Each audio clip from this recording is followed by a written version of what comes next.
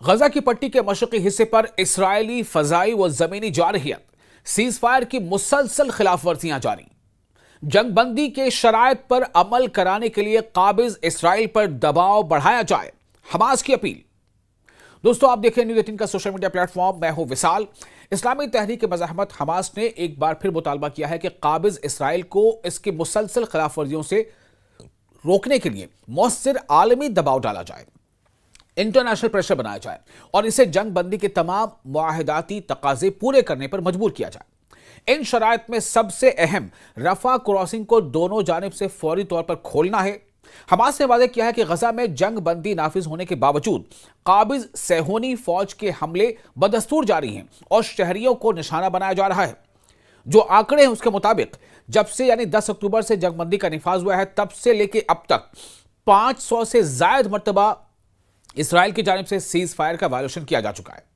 Hamas के तर्जुमान हाजिम कासिम ने जुमेरात के रोज बयान देते हुए कहा कि काबिज इसराइल हमारे अवाम के खिलाफ अपनी सफाकियत रोकने के बजाय निहत्ते फलस्तीनियों पर बमबारी करके मुसलसल कत्लेआम कर रहा है। इतना ही नहीं, साथ ही साथ जो सेटलर्स हैं वो भी इजरायली फौज के साथ मिलकर फलस्तीनी शहरियों पर लगातार जुल्म ढा रहे हैं। जो हमास के तर्जुमान, उन्होंने कहा कि काबिज फौज शहरी आबादी, बेघर खानदानों और इमदादी मराकज को निशाना बना रही है।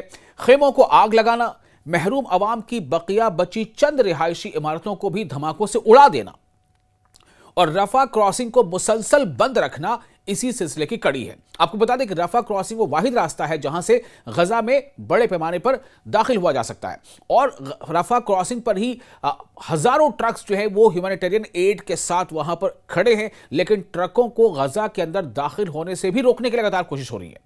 जो सीज फायर की शराइत है उसके मुताबिक रोजाना की बुनियाद पर 600 ट्रकों को गजा में दाखिल होने की शर्त उसमें दर्ज है, लेकिन जो रिपोर्ट्स आती है उसके मुताबिक 200 ज्यादा से ज्यादा 200 ट्रकों को ही दाखिल होने दिया जा रहा है। वो भी मैक्सिमम की बात है, जहां कहां 600 और कहां 200। जाहिर है इससे गजा के लोगों की जरूरतें पूरी नहीं हो पा रही हैं। तो अब यह बात सामने आ रही है कि रफा क्रॉसिंग को मुसलसल बंद रखना इसी सिलसिले की कड़ी है, जिससे न सिर्फ शहरियों की नकलो हरकत रुकी हुई है बल्कि इंसानियत सोज मुहासरा मजीद शदीद हो रहा है।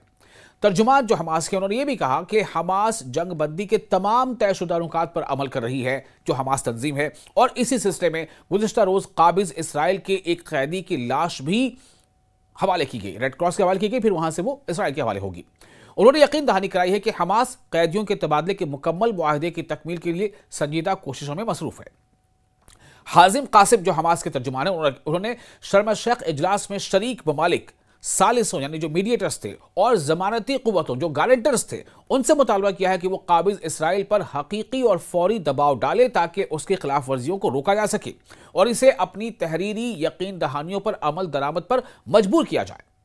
हाजिम कासिम ने कहा कि माबर रफा को दोनों समतों में खोलना और शहरियों पर आयद पाबंदियां खत्म करना इस अमल की बुनियादी शर्त है। काबिज इसराइल के जंगी तैयारों ने जुमेरात की सुबह गजा के पट्टी के मशरकी इलाकों पर मुतअद्दिद फजाई हमले किए, जिनके साथ साथ शदीद गोलाबारी और बराह रास्त फायरिंग भी की गई। ये वो तमाम चीजें हो रही हैं। हमास का यह कहना है कि हमास हर शर्त पर अमल करने के लिए तैयार है और कर भी रही है, लेकिन इसराइल लगातार सीज फायर की खिलाफ वर्जियां कर रहा है। इसराइल की तरफ से अब तक 500 से ज्यादा सीज फायर की खिलाफ वर्जियां दर्ज हो चुकी हैं।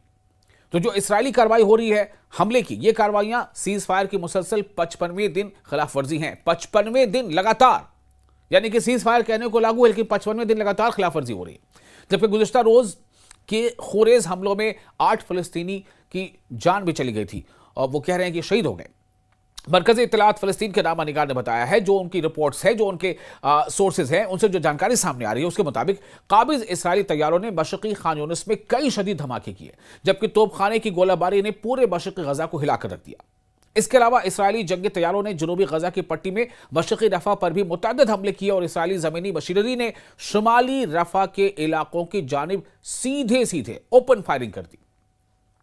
जो लोकल सोर्सेज हैं, जो लोकल इनपुट्स हैं, उनसे जो जानकारी मिली उसके मुताबिक काबिज इसराइली फौज ने मशरक़ी गजा के मुहासरा ज़दा मोहल्ले अश-शुजाया में एक बम से लदा हुआ रोबोट धमाके से उड़ा दिया, जिसके बाद इसराइली फौजी गाड़ियां इलाके से पीछे हटकर खते असफर की हदूद के अंदर चली गई।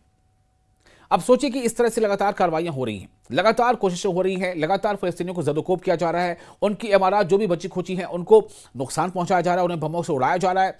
जो वहां पर इवन जो सरहदी इलाके वहां पर खेतों में भी जो फ़लस्तीनी उनको परेशान किया जा रहा है।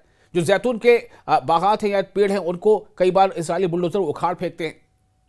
इस्राएली जंगी कश्तियों ने मगरबी गजा में बेघर फ़लस्तीनियों के खेमों पर भी फायरिंग कर दी, जहां हजारों अफराद पहले ही तहस नहस जंग की तबाहकारियों से पनाह तलाश कर रहे हैं।